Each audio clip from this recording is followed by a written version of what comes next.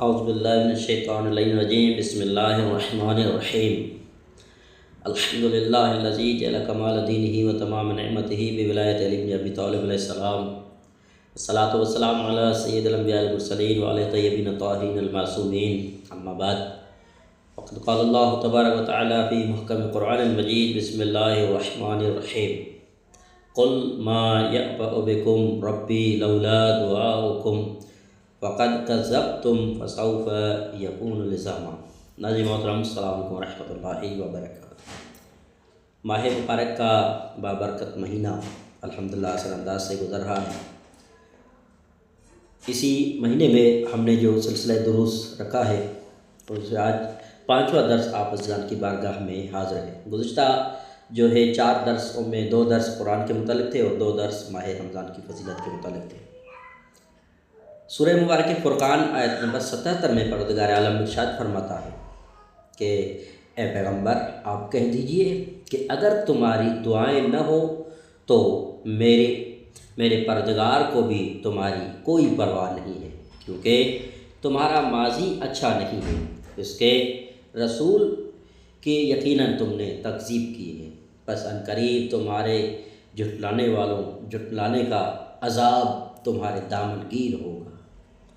آپ اس آیت سے بخوبی واقف ہوں گے کہ یہ آیت دعا کے متعلق ہے۔ آج ہمارا عنوان گفتگو بھی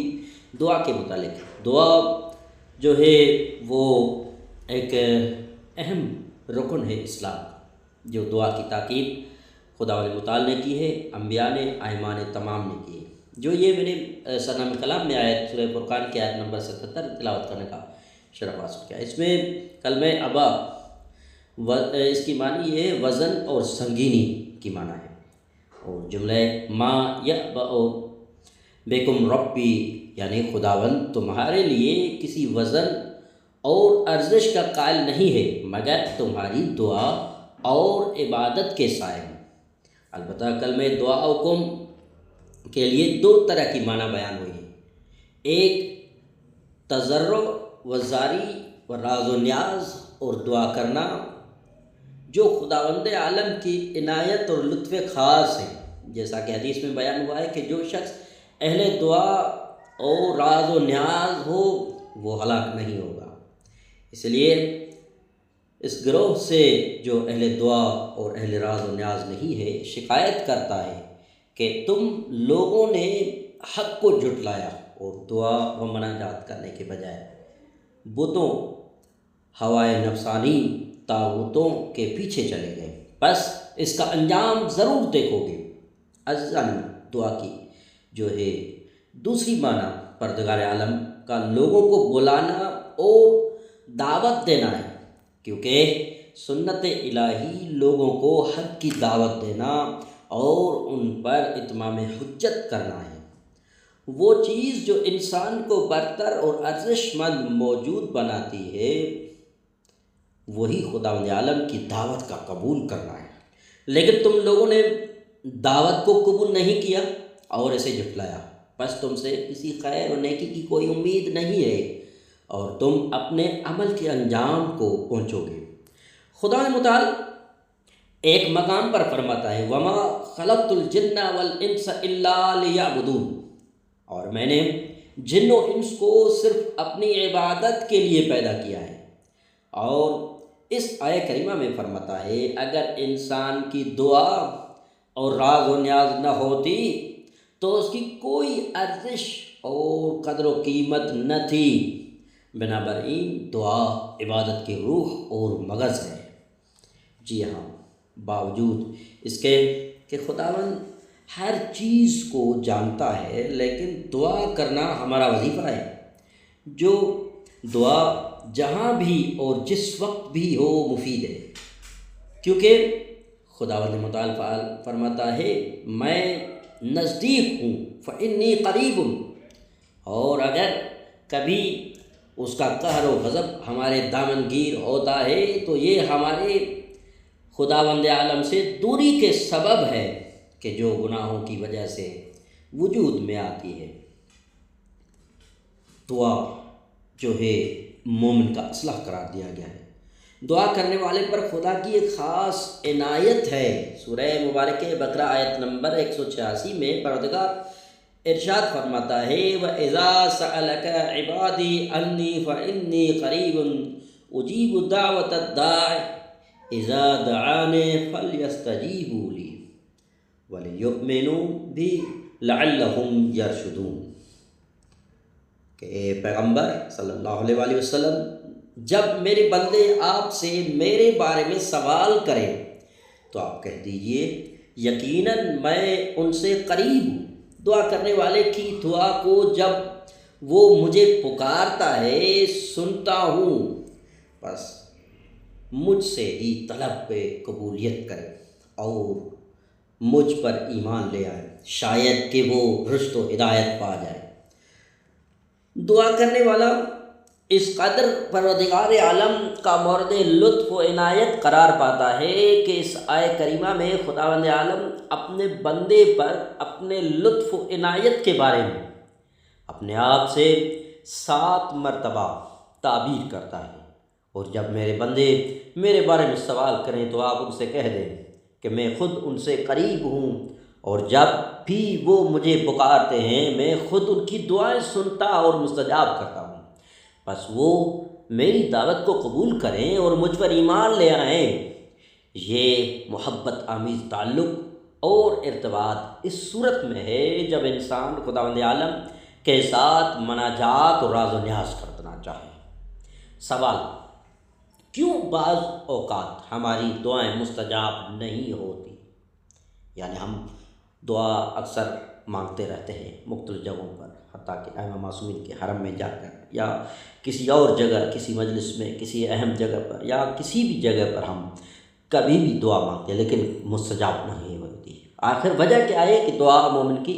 قبول نہیں ہوتی؟ آئیے اس سوال کے جواب میں ہم تفسیر میزان میں پڑھتے ہیں کہ خداوند عالم اس آیہ کریمہ میں فرماتا ہے اجیب دعوت الداع اذا دعان، میں خود دعا کرنے والے کی دعا کو قبول کرتا ہوں جب وہ فقط مجھ سے دعا مانگے اور مکمل اخلاص کے ساتھ مجھ سے خیر طلب کرے۔ بس اگر ہماری دعائیں قبول نہ ہو تو یا اس کی وجہ یہ ہے کہ ہم نے خداوند عالم سے خیر کی دعا نہیں مانگی اور در حقیقت ہمارے لیے شر ہے، اور یا اگر واقعاً خیر ہی ہے تو ہم نے خداوند عالم سے خالصانہ اور صادقانہ طور پر درخواست نہیں کی، اور کسی دوسرے کے ساتھ مدد طلبی بھی شامل رہی، اور ریا ممکن ہے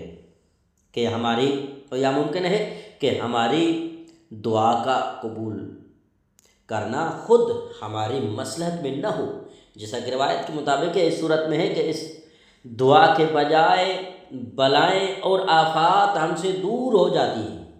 اور یا یہ دعا ہمارے مستقبل یا ہمارے آنے والے نسلوں کے لیے ذخیرہ ہو جاتی ہے، اور یا پھر آخرت میں اس کا تدارک و جبران کر دیا جائے گا۔ ہم اصول کافی میں پڑھتے ہیں جو کوئی حرام غذا کھائے یا امر بالمعروف و نہی عن المنکر کا فریضہ انجام نہ دے یا غفلت و بے توجہی سے دعا مانگے تو اس کی دعا قبول نہیں ہوتی۔ اب اسے معلوم ہو گیا کہ ہماری دعا قبول کیوں نہیں ہوتی، کہ یا اس دعا میں خیر ہے، قبول نہ ہونے میں مصلحت ہے، یا جو ہے ہم خالص طور پر جو ہے دعا نہیں مانگتے، یا جو ہے کسی اور وجہ سے یا ہمارے آنے والے نسلوں کے لیے وہ ذخیرہ ہو جاتا ہے، یا ہم امر بالمعروف نہیں انجام دیتے، نہی عن المنکر نہیں کرتے، یا حرام غذا کھاتے ہیں، اسی لیے جو ہے دعا قبول نہیں ہوتی۔ یعنی دعا قبول اگر کروانی ہے تو ان تمام امور سے جو ہے پرہیز کرنی ہے، یعنی حرام کام کو اپنے آپ سے بچانا ہے۔ دعا کا معنی ذریعہ معاش کو چھوڑ دینا نہیں ہے، بلکہ تلاش و کوشش کے ساتھ خداوند عالم پر توکل کرنا ہے۔ اس لیے حدیث میں آیا ہے کہ بیکار شخص کی دعا قبول نہیں ہوتی ہے، یعنی کوئی شخص اگر بیکار ہو تو اس کی دعا قبول نہیں ہوگی۔ اس آیت دعا کا آیت روزہ کے درمیان واقع ہونا شاید اس گہری مناسبت کی وجہ سے ہے جو ماہ خدا کا دعا کے ساتھ ہے۔ سوال اب پیدا ہوتا ہے، باوجود اس کے کہ خداوند عالم کی تمام کام افعال قانون مند اور ثابت و استوار عمل و ستون کی بنیاد پر قائم ہے تو پھر دعا کا کیا اثر رکھتی ہے؟ جواب: جس طرح مسافر شخص کی نماز و روزے کا حکم وطن میں رہنے والے شخص سے جدا ہے، اسی طرح دعا کرنے والے شخص خدا سے غافل شخص سے فرق رکھتا ہے،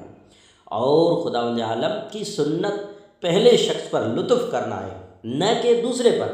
جی ہاں، خداوند عالم کے ساتھ دعا کرنا اور ہم کلام ہونا عنایات و الطاف الہی حاصل کرنے کے لیے انسان کی ظرفیت کو بڑھا دیتا ہے، جس طرح اولیاء الہی سے توسل اور ان کی زیارت انسان کی اوضاع و شرائط کو تبدیل کر دیتے ہیں۔ جیسے اگر کوئی چھوٹا بچہ اپنے والد کے ساتھ کسی دعوت پر جائے تو اس کے ساتھ اظہار محبت اس سے زیادہ ہوگا کہ اگر وہ اکیلا اس دعوت میں شریک ہوتا۔ بنابراین دعا، زیارت اور توسل اوضاع و شرائط تبدیل ہونے کا موجب بنتی ہے، نہ کہ قطعی الہی سنت کے توڑنے کا۔ دعا کے آداب کیا ہیں؟ جو سورہ مبارک غافر آیت نمبر 60 میں پروردگار ارشاد فرماتا ہے: وقال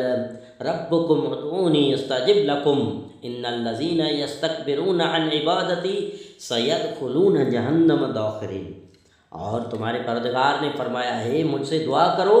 تاکہ میں تمہارے لیے تمہاری دعا کو قبول کروں، بے شک جو لوگ میری عبادت کرنے سے تکبر کرتے ہیں وہ عنقریب ذلت و خواری کے ساتھ جہنم میں داخل ہوں گے۔ دعا کے کچھ آداب و شرائط ہیں جو درج ذیل ہم بیان کرتے ہیں کہ سب سے پہلے دعا ایمان اور عمل صالح کے ساتھ ہو۔ خدا فرماتا ہے وَسَيَسْتَجِيبُ الَّذِينَ آمَنُوا وَعَمِلُوا الصَّالِحَاتِ، ان کی جو ہے قبول ہوتی ہے، ان کو استجابت دعا ہوتی ہے جو ایمان والے ہوں اور عمل صالح انجام دینے والے۔ اسی طرح دعا اخلاص کے ساتھ ہو، فَادْعُوا اللَّهَ مُخْلِصِينَ لَهُ الدِّينَ، بس اسے اللہ کو اخلاص کے ساتھ پکارو۔ اسی طرح دعا تضرع و زاری کے ساتھ اور مخفیانہ طور پر ہو، ادعوا ربکم تضرعا و خفیۃ۔ اسی طرح دعا خوف اور امید کے ساتھ ہو، ادعوا خوفا و طمعا، یعنی دعا میں امید ہو کہ خدا مجھے یہ عنایت ضرور کرے گا، اب یا بعد میں کبھی بھی، یعنی خدا کی عنایت ضرور شامل حال ہوگی، کیونکہ خدا خود کہہ رہا ہے کہ دعا کرو، دعا مانگو، میں تمہاری دعا کو قبول کر رہا ہوں، میں تمہیں تمہاری پکار کو جواب دینے والا ہوں۔ تو جانباً دعا کو جو ہے ہم نہ تھوڑے ترک نہ کریں۔ دعا مخصوص اوقات میں یدعون ربہم بالغداۃ والعشی، اسی طرح دعا کرنے والا پروردگار عالم کے اسماء حسنی سے پکارے، وَلِلَّهِ الْأَسْمَاءُ الْحُسْنَىٰ فَادْعُوا بِهَا، یعنی خدا کے لیے بہترین نام ہے، انہی ناموں کے ذریعے خدا کو پکارو۔ البتہ اس بات کی طرف توجہ رکھنی یہ ضروری ہے کہ بعض اعمال جیسے گناہ، ظلم اور ہم سے معذرت خواہی کرنے والوں کو معاف نہ کرنا دعا کے قبول ہونے میں رکاوٹ بن جاتے ہیں، یا بعض اوقات ممکن ہے دعا کی قبولیت نظام خلقت و آفرینش کو مختل کرنے کا باعث ہو، جیسے وہ طالب علم جو جغرافیہ کے امتحان میں اس سوال کے جواب میں کہ آیا سطح سمندر بلند تر ہے یا پہاڑوں کی سطح، تو غلطی سے جواب میں یہ لکھ دے کہ سطح سمندر بلند تر ہے، اور بعد میں خداوند عالم سے یہ چاہے کہ وہ ان دونوں کو جا بجا کر دے تاکہ وہ پاس ہو جائے۔ بہرحال خداوند عالم جس طرح ہر چیز پر قادر ہے، حکیم بھی ہے، تو دعا کی قبولیت اور اجابت دو طرفہ ہے، یعنی اگر لوگ خداوند عالم سے دعا کی قبولیت کے منتظر ہیں تو ضروری ہے کہ وہ بھی خداوند عالم کی دعوت کو قبول کریں۔ استجیبوا للہ ولرسول اذا دعاکم لما یحییکم، جب بھی خدا اور رسول اکرم تمہیں حیات بخش مکتب کی طرف دعوت دے تو مثبت جواب دو تاکہ خداوند عالم بھی تمہاری دعاؤں کو قبول فرمائے۔ خداوند عالم کے اسماء حسنی، قرآن کہتا ہے سورہ اعراف آیت نمبر 180، وَلِلَّهِ الْأَسْمَاءُ الْحُسْنَىٰ، اور اللہ ہی کے لیے بہترین نام ہے، بس اسے انہی ناموں سے پکارو۔ اگرچہ پروردگار عالم کے تمام نام اور صفات اچھے ہیں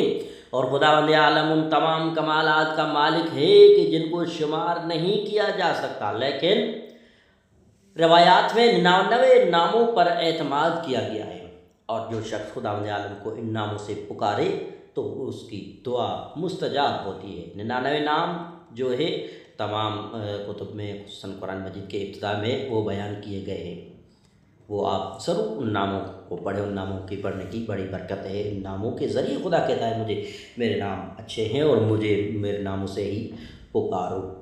قرآن کریم میں خداوند کے 145 تک نام ذکر ہوئے ہیں اور روایات میں 99 ناموں کا جو عدد بیان ہوا ہے۔ اس لیے ہے کہ ان میں سے بعض نام دوسرے ناموں میں ادغام اور تطبیق کی قابلیت رکھتے ہیں، یا مراد یہ ہے کہ 99 نام قرآن میں بھی بیان ہوئے ہیں،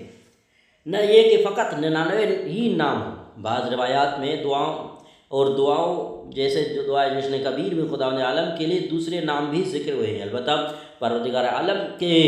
بعض اسماء الحسنی مخصوص آثار و برکات اور خصوصیات کے حامل ہیں۔ حضرت امام رضا علیہ السلام فرماتے ہیں کہ خدا کی قسم، ہم اہل بیت خدا کے وہ اسماء حسنی ہیں کہ ہماری معرفت کے بغیر کسی کا بھی عمل قبول نہیں ہوگا۔ فرماتے ہیں نحن واللہ الاسماء الحسنی الذی لا يقبل اللہ من احد عمل الا بمعرفتہ۔ نیز اسی طرح فرماتے ہیں جب کبھی بھی تمہاری طرف مشکلات اور سختیاں رخ کریں تو ہمارے وسیلے سے خداوند عالم سے مدد طلب کرو۔ اور پھر فرمایا وَلِلَّهِ الْأَسْمَاءُ الْحُسْنَى فَادْعُوا بِهَا۔ آپ سے ہی نقل ہوا ہے کہ فرمایا ان الخالق لا یوصف الا بما وصف به نفسه۔ خالق سوائے اس کے کہ جو اس نے خود اپنی توصیف تعریف بیان کی ہے توصیف نہیں کیا جا سکتا، یعنی ہم اپنی طرف سے خدا کا کوئی نام نہیں رکھ سکتے، مثلا یہ کہ اسے عفیف، پاک دامن، شجاع یا اس کے مانند کوئی نام دے لے، یہ نہیں ہو سکتا۔ پروردگار سے دعا ہے خدا متعال ہم سب کے جو ہے دعائیں قبول فرمائے، جو جس انداز سے ماہ مبارک رمضان میں نیک اعمال انجام دے رہا ہے پروردگار ان سب کے نیک اعمال قبول منظور فرمائے۔ والسلام علیکم ورحمۃ اللہ وبرکاتہ۔